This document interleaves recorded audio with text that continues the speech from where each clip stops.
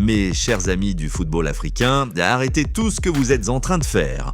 Ce qui se passe en ce moment en République démocratique du Congo est tout simplement historique et très controversé. Un seul homme, une seule liste, 0 adversaire. Véron Mozengo Omba est sur le point de devenir le nouveau président de la FECOFA par acclamation.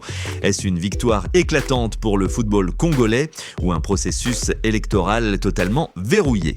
Aujourd'hui, dans cette vidéo, on démonte tout, les faits, les coulisses, les accusations de fraude, le rôle de Gianni Infantino et de Félix Tshisekedi.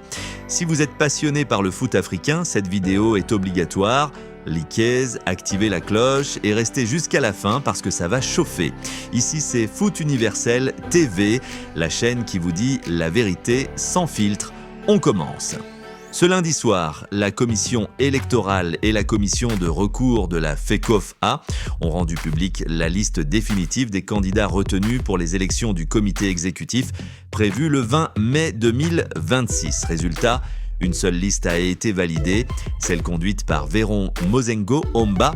Toutes les autres candidatures ont été invalidées ou leurs porteurs se sont retirés.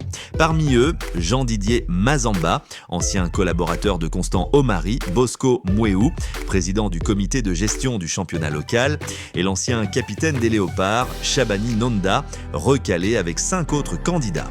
C'est donc quasiment officiel, Véron Mozengo Omba, ancien secrétaire général de la Confédération africaine de football, CIEF, va diriger la Fédération congolaise de Football Association sans opposition réelle. On parle clairement d'une élection par acclamation.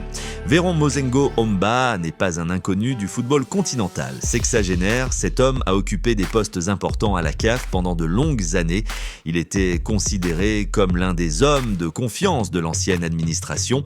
Aujourd'hui, il est présenté par plusieurs sources comme le candidat du pouvoir en place en RDC. Selon le média Sport News Africa, le président de la FIFA, Gianni Infantino, aurait personnellement poussé pour que son homme de confiance en Afrique centrale prenne les rênes de la FECOFA. Le président Félix Tshisekedi aurait également donné son aval.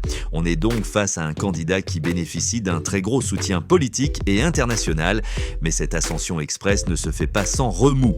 Dès l'annonce de sa candidature, des voix se sont élevées pour dénoncer un processus électoral tronqué. On parle de invalidation massive de candidatures, retrait suspect de candidats, soupçons de passe-droit ministériel et surtout de graves accusations de faux et usage de faux dans le dépôt des dossiers.